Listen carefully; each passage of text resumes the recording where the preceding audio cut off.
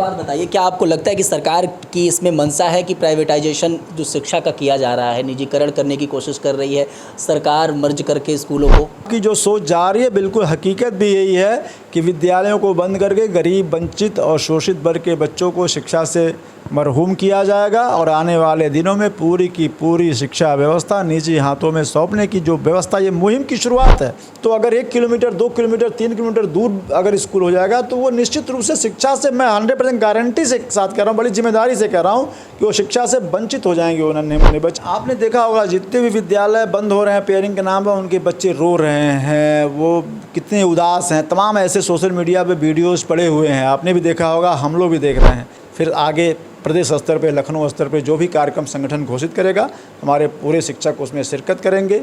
हम ऐसे शिक्षा को निजी हाथों में जाने नहीं देंगे, अंतिम सांस तक इसके लिए लड़ेंगे।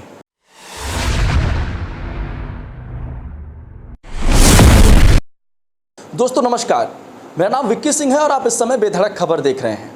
दोस्तों बीते तकरीबन 15 या 20 दिन से लगातार आप एक खबर सुन रहे होंगे, 5000 प्राथमिक विद्यालयों को मर्ज करने की बात कही जा रही है, जिसको लेकर लगातार इस प्रकार की भ्रम की स्थिति बनी हुई है, जहां पे अभिभावक, बच्चे और शिक्षक जो है वो डरे हुए हैं सरकार के इस फैसले से। और इसको लेकर हाईकोर्ट में याचिकाएं भी पड़ी थी, लेकिन आज की खबर है कि हाईकोर्ट ने याचिका खारिज कर दी है और ये कहा है वो सरकार के साथ खड़े हैं और सरकार जो है वो बच्चों के उज्जवल भविष्य के लिए या ये कहें कि सरकार बच्चों के लिए अच्छा सोच रही है। इस पूरे मसले पे बातचीत करने के लिए हमारे साथ राजेश धर दुबे जी हैं, शिक्षक संघ के ये जिला अध्यक्ष हैं गोरखपुर से।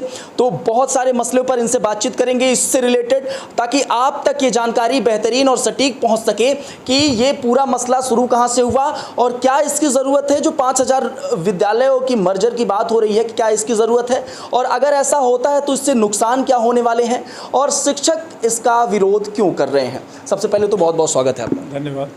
सबसे पहला सवाल तो यही कि सरकार अगर प्राथमिक विद्यालयों को लेकर, इस मर्जर की स्थिति को लेकर अगर मर्ज कर रही है दूसरे विद्यालयों से, क्या दिक्कत इसमें आ रही है? सरकार तो बेहतरी के लिए कर रही है। नहीं, देखिए, सरकार में जो हमारे बैठे हुए हमारे विभाग के बड़े अधिकारी हैं, वो कहीं न कहीं हमारे सरकार और सत्ता को गुमराह करते हैं।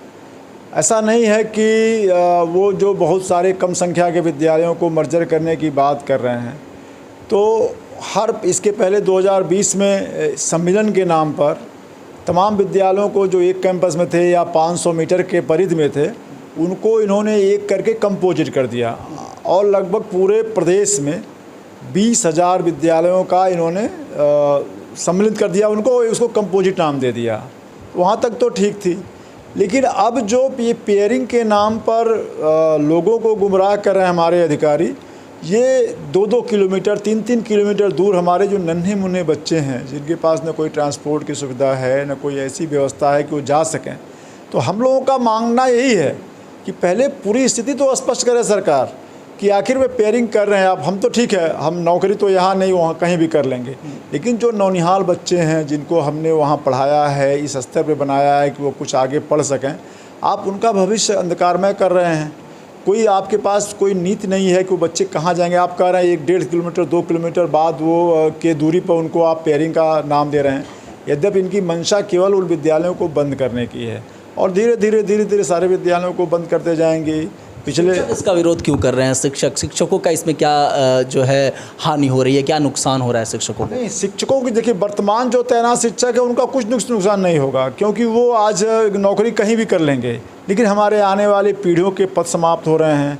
हमारे जो नौनिहाल है कि नौकरी चली जाएगी शिक्षकों की? नहीं, नौकरी नहीं जाएगी, लेकिन आने वाली जो हमारी पीढ़ी, जो बेरोजगार बच्चे हैं, जो डीएलएड करके बैठे हैं, जो संघर्ष कर रहे हैं कि हमारी नियुक्ति की जाए, ये पद समाप्त कर रहे हैं और पद समाप्त होने के बाद उनकी नियुक्ति नहीं होगी। विद्यालय कम होंगे तो शिक्षकों की ज़रूरत कम पड़ेगी। और दूसरी बात, हमारी जो सबसे बड़ी चीज़ है, जो राइट टू एजुकेशन एक्ट है, जिसमें शिक्षा का अधिकार अधिनियम पारित है, लोकसभा से पारित है, जिसमें हर बच्चे का मौलिक अधिकार है कुछ शिक्षा मिले।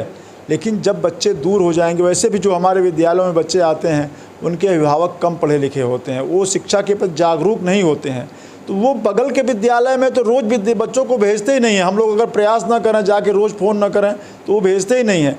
तो अगर 1 किलोमीटर, 2 किलोमीटर, 3 किलोमीटर दूर अगर स्कूल हो जाएगा तो वो निश्चित रूप से शिक्षा से, मैं 100% गारंटी से साथ कह रहा हूँ, बड़ी जिम्मेदारी से कह रहा हूँ कि वो शिक्षा से वंचित हो जाएंगे वो नन्हे मुन्ने बच्चे। तो हम लोगों को भय ये है कि गाँव की जो जनता, जिनको हमने फुसला के बहला के अपने विद्यालयों में नामांकन कर रखा है, आप जान रहे हैं पाश्चात्य सभ्यता है, भौतिकवादी दौड़ सबके अंदर है, प्रतिस्पर्धा है, बस ये नहीं देख रहे हैं कि शिक्षा की गुणवत्ता कहाँ पे है। अच्छा, जब ये सारे मसले उठे हैं तो अब एक सवाल जो है वो शिक्षकों पर भी हो जा रहा है कि शिक्षक लोग अपने बच्चों को जो है प्राथमिक विद्यालयों में नहीं एंट्री कराते। 1 से 5 तक जो शिक्षा होती है उसको लेने के लिए अपने बच्चों को जो है उसमें नहीं आगे रखते हैं। और आज जब मर्जर हो रहा है, चीज़ों को मर्ज किया जा रहा है ताकि हो सकता है चीज़ें और बेहतर किया जा सके, चाहे प्राथमिक विद्यालय को मर्ज करने के बाद हो सकता है सरकार इसके बाद बढ़िया व्यवस्था करे, अच्छी चीज़ों को सुव्यवस्थित करे। तो इस दौर में शिक्षकों के ऊपर सवाल उठने लाजमी है कि शिक्षक इसका विरोध इसलिए कर रहे हैं क्योंकि उनको डर है कि उनकी नौकरी चली जाएगी, या और किसी तरीके से? नहीं, ऐसी कोई बात है। देखिए, हमें हमारी नौकरी जाने का कोई डर नहीं है, न कोई ख़तरा है। हम नौकरी यहाँ करेंगे चाहे वहाँ करेंगे। लेकिन आपने जो एक प्रश्न कहा कि शिक्षक अपने विद्यालय में अपने बच्चों का नामांकन नहीं कराते हैं, बिल्कुल ये मिथ्या है, ये गलत है। अगर शिक्षक जहाँ रह रहे हैं, अगर वहाँ उसकी परिधि में प्राथमिक विद्यालय है, तो हमारे शिक्षकों के बच्चे प्राथमिक विद्यालय में पढ़ते हैं, इसमें कोई संदेह नहीं है। हाँ, अगर वो शहर में रह रहे हैं, वहाँ अगल बगल प्राथमिक विद्यालय नहीं है, तो उनकी मजबूरी है कि कहीं निजी विद्यालयों में दाखिला करावें। लेकिन एक बिल्कुल ये गलत है। अगर देहात में हमारे शिक्षक रहते हैं, गाँव में रहते हैं, जो भी शिक्षक रह रहे हैं, उनके बच्चे प्राथमिक शिक्षा में बहुत ही गारंटी के साथ कह रहा हूँ कि प्राथमिक विद्यालयों में ले रहे हैं। अच्छा, ये मर्जर होने के पीछे एक कारण यह भी बताया जा रहा है कि जिस तरीके से जो शिक्षक हैं, जो अध्यापक हैं, उनकी लापरवाही कई बार अभिभावक जो है शिकायत करते हुए नज़र आते हैं कि शिक्षक जो है वो प्राथमिक विद्यालयों में गेम खेलते हुए नज़र आते हैं, सोते हुए नज़र आते हैं। तो बच्चे वहाँ पे कहाँ पढ़ेंगे? वहाँ पे 50 से बच्चे कम हो ही जाएंगे, 30, 40, 50 इसी तरीके के बच्चे जो है वो इस समय प्राथमिक विद्यालय में दिख रहे हैं। नहीं, ये देखिए, कारण ये भी है कि सरकार इस बारे में सोची। मैं 100% नहीं कह सकता, अपवाद कोई भी हो सकता है। लेकिन जो आप ये कह रहे हैं कि बहुत सारे अभिभावक देखते हैं हमको मोबाइल चलाते हुए, ये सही है। हमारे ऊपर विभाग ने ऐसे कार्य लाद दिया है कि दिन भर हमको मोबाइल से ही कार्य करना है। तो अभिभावक को यही पता चलता है कि मास्टर साहब बैठ के मोबाइल चला रहे हैं, लेकिन हकीकत में उल्टा है। आप देखिएगा तो कम से कम सैकड़ों ऐसे कार्य हैं कि जो दिन भर मोबाइल से ही होने हैं, नेट से ही होने हैं। तो हमें मजबूरी में विद्यालय में रह के भी मोबाइल पे काम करना पड़ता है। लेकिन आपकी सही है, जो हमारे अभिभावक हैं वो पढ़े लिखे हैं नहीं, उनको लगता है कि मास्टर साहब तो मोबाइल चला रहे हैं या गेम खेल रहे होंगे या रील देख रहे होंगे। लेकिन हकीकत, क्योंकि वो वही करते हैं, हकीकत इसके बिल्कुल विपरीत है। अपवाद कोई हो सकता है, मैं इसकी बात नहीं कर रहा हूँ कि हर समाज में अपवाद हैं, उसमें हमारे भी समाज में अपवाद हो सकते हैं। लेकिन 100% ऐसे लोग करें ऐसा नहीं है। 99% लोग आज भी विद्यालयों में जाके पूरी ऊर्जा के साथ पठन पाठन कर रहे हैं। विद्यालयों की दिशा दशा बहुत अच्छी हुई है, गुणवत्ता भी बढ़ी है। लेकिन दुर्भाग्य है कि अभी समाज की जो लोग हैं उनमें जो प्रतिस्पर्धा है भौतिकवादी के स्कूलों के पीछे भागने की, वो बड़ा दुर्भाग्यपूर्ण है। मैं बहुत गारंटी से कह रहा हूँ, बड़ी जिम्मेदारी से भी कह रहा हूँ कि ऐसे विद्यालय हैं कि जहाँ से हमारे बहुत ज़्यादा बच्चे, निजी विद्यालयों की अपेक्षा ज़्यादा बच्चे नवोदय में सेलेक्ट हो रहे हैं, विद्या ज्ञान की परीक्षाओं में सेलेक्ट हो रहे हैं।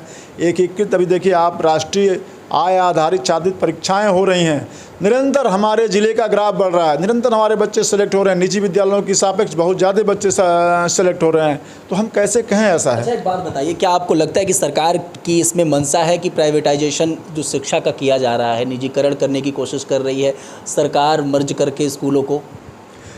शिक्षा जो निजीकरण है, या फिर ये कहें कि जो निजी उसके लिए प्राइवेट स्कूलें हैं, उनको बढ़ावा देने का काम किया जा रहा है यहाँ पे? बिल्कुल बिल्कुल बिल्कुल, आपकी जो सोच जा रही है बिल्कुल हकीकत भी यही है कि विद्यालयों को बंद करके गरीब, वंचित और शोषित वर्ग के बच्चों को शिक्षा से मरहूम किया जाएगा और आने वाले दिनों में पूरी की पूरी शिक्षा व्यवस्था निजी हाथों में सौंपने की जो व्यवस्था, ये मुहिम की शुरुआत है, ये रिहर्सल है। जो ये पेयरिंग के नाम पर ये काम किया जा रहा है, ये बिल्कुल मैं दावे से कह रहा हूँ कि ये रिहर्सल है। इसके बाद धीरे धीरे और विद्यालय बंद होंगे। अभी इन्होंने 50, 40, 30 की संख्या निर्धारित की है, आने वाले दिनों में 100 की संख्या निर्धारित करेंगे और धीरे धीरे सारे जो स्कूलिंग सिस्टम है, जो सरकारी स्कूलिंग सिस्टम है इसको निजी हाथों में सौंप देंगे। क्या करने का इरादा है? आप तो शिक्षक संघ के जिला अध्यक्ष हैं गोरखपुर में, तो तमाम चीज़ों को बहुत नज़दीक से सारी चीज़ों को देख रहे हैं। क्या आगे करने का इरादा है? कैसे सरकार इस पे मानेगी? हाई कोर्ट में याचिकाएं अभी पड़ी थी तो वो खारिज कर दी गई है। नहीं, देखिए हाई कोर्ट से पे हम कोई टिप्पणी नहीं करेंगे, वो जिन्होंने किया था वो जाने। और हम तो देखिए संगठन के तकरीबन 51 बच्चे थे। देखिए हम संगठन के लोग हैं, हम लड़ना जानते हैं। आज तक जितनी चीज़ें हमने लड़के लिया है और हम इस मुद्दे पे भी अंत तक लड़ेंगे। हमारे 4 चरणों के कार्यक्रम घोषित हुए थे। 30 जून को हमने विद्यालय प्रबंध समिति, अभिभावकों के साथ और अपने संगठन के सिपाहियों के साथ हर ब्लॉक पर बैठक कराई। हर विकास खंड में, प्रदेश के 822 विकास खंडों में वो बैठक बहुत सकारात्मक रही। फिर हमने 3 और 4 जुलाई को हमने अपने माननीयों को, विधायकों को, सांसदों को अपने सभी ब्लॉक संगठनों के माध्यम से पत्रक दिलवाया, इस लिए मुख्यमंत्री को संबोधित कि इस व्यवस्था पर पुनर्विचार करें, इसको ख़त्म करें। उसके बाद हमने कल यानी 6 जुलाई को हमने एक हैशटैग अभियान चलाया, जिसमें आपने देखा होगा, पेपरों में भी था और ट्विटर पे भी देखा होगा, एक्स पे आपने देखा होगा कि 7 लाख से अधिक एक्स पे पोस्ट करके, ट्वीट करके हम लोगों ने रिकॉर्ड बनाया। लगभग सुबह से शाम तक, लगभग 1 बजे से लेके और देर रात 7-8 बजे तक हमारा जो हैशटैग था वो नंबर 1 पे पूरे इंडिया में ट्रेंड किया। अब चौथा चरण, 3 चरण ये था। चौथे चरण में हम कल हर जिले मुख्यालय पर, जिला विशेष शिक्षा अधिकारी पर कल धरना करने जा रहे हैं। जिले के सारे शिक्षक पूरे प्रदेश में अपने अपने ज़िले में वो धरना में आएंगे। इस पूरे शासनादेश का, इस प्रक्रिया का विरोध दर्ज कराएंगे और उसके बाद, कल के बाद फिर आगे प्रदेश स्तर पे, लखनऊ स्तर पे जो भी कार्यक्रम संगठन घोषित करेगा, हमारे पूरे शिक्षक उसमें शिरकत करेंगे। हम ऐसे शिक्षा को निजी हाथों में जाने नहीं देंगे, अंतिम सांस तक इसके लिए लड़ेंगे। अच्छा, एक बात बताइए, जब ये बातें, ये खबरें शुरू हुई तो प्राथमिक विद्यालय के जो बच्चे जो पढ़ने वाले हैं उन तक भी ये सारी चीज़ें पहुंची होंगी, उनको भी पता होगा। छोटे छोटे बच्चे रहते हैं, जब उनसे बातचीत किए तो क्या पता चला, उनका क्या एक मनोदशा इस समय है? आपने देखा होगा जितने भी विद्यालय बंद हो रहे हैं पेयरिंग के नाम पर, उनके बच्चे रो रहे हैं, वो कितने उदास हैं। तमाम ऐसे सोशल मीडिया पे वीडियोस पड़े हुए हैं, आपने भी देखा होगा, हम लोग भी देख रहे हैं कि वो बच्चे, नन्हे मुन्ने बच्चे रो रहे हैं कि हम अब कहाँ पढ़ने जाएंगे, हमारी पढ़ाई छूट जाएगी। उनके अभिभावक परेशान हैं कि हम इतने दूर बच्चों को कहाँ भेज पाएंगे। कहीं कहीं तो ऐसा पेयरिंग की बात हुई है, शासनादेश में लिखा था कि अभिभावकों से सहमति लीजिए, विद्यालय प्रबंध समिति से सहमति लीजिए और तब पेयरिंग का आदेश करिए। लेकिन दुर्भाग्य, रिपोर्ट बना के कौन भेजा? मतलब कौन अधिकारी रिपोर्ट ये सारी चीज़ों को बना के शासन को दिए होंगे? बिल्कुल, शासन को किसी ने नहीं दिया, जिले स्तर से ही जारी हो गया। बीओ को निर्देश दिया गया कि जहाँ भी 50 से कम की संख्या है गोरखपुर में, उनकी लिस्ट बना कर दो। उन्होंने केवल यही लिस्ट बनाया कि ये विद्यालय है और इसके नज़दीक ये विद्यालय है, बस इतना ही। कोशिश किसी भी अभिभावक से, किसी विद्यालय प्रबंध समिति से, किसी ग्राम प्रधान से कोई सहमति नहीं ली गई है। मैं बड़े दावे के साथ कह रहा हूँ, अगर एक भी सहमति विशेष आप दिखा दें तो मैं अपने पद को त्याग दूंगा, बिना, जबकि ऊपर से निर्देश था कि सहमति लिया जाए, सहमति के बाद ही पेयरिंग किया जाए। लेकिन बिना सहमति लिए ऐसे ही ऊपर ही सब बीओ लोगों से रिपोर्ट मंगा के, केवल दूरी का रिपोर्ट, छात्र संख्या का रिपोर्ट मंगा के और पेयरिंग का आदेश जारी कर दिया गया। इसका हम घोर विरोध करते हैं। राजेश धर दुबे जी थे शिक्षक संघ के जिला अध्यक्ष।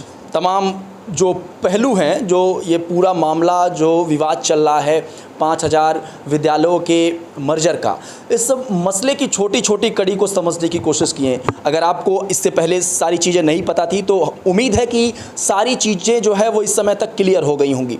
इसके साथ ही इन्होंने बताया कि जिस तरीके से बच्चों के भविष्य के साथ, छोटे छोटे बच्चों के भविष्य के साथ खिलवाड़ किया जा रहा है, उनके अभिभावक कम शिक्षित हैं और इस वजह से वो खुद जहाँ पास में स्कूल है वहाँ पे जाने के लिए वो हिचकिचाते हैं या फिर जाने नहीं देते हैं। तो जब 2-2.5 किलोमीटर 3 किलोमीटर दूर स्कूल हो जाएगा तो फिर कैसे वो बच्चे जा पाएंगे, और उनके कह सकते हैं शिक्षा को लेकर एक बड़ा सवाल खड़ा हो जाएगा। बहरहाल अब ये लड़ाई लड़ने की बात कह रहे हैं और ये बात भी बोल रहे हैं कि जब तक ये सारी चीज़ें सुदृढ़ नहीं हो जाती हम लोग लड़ाई लड़ेंगे। ये बड़ा सवाल है कि उत्तर प्रदेश में आने वाला 2027 का चुनाव है और उससे पहले जो तमाम शिक्षक संघ है उसका विरोध कर रहा है। इस फैसले का एक बड़ा वोट बैंक है और इसके साथ साथ वो तमाम अभिभावक जहां के बच्चे जो है पढ़ते हैं विद्यालयों में, वो जब दूर हो जाएगा इसका एक नेगेटिव प्रभाव भी आने वाले चुनाव में देखने को मिल सकता है सरकार को लेकर। आपका इस पर क्या सोचना, प्रतिक्रिया दीजिएगा। बने रहें बेधड़क खबर के साथ। मैं था आपके साथ विक्की सिंह।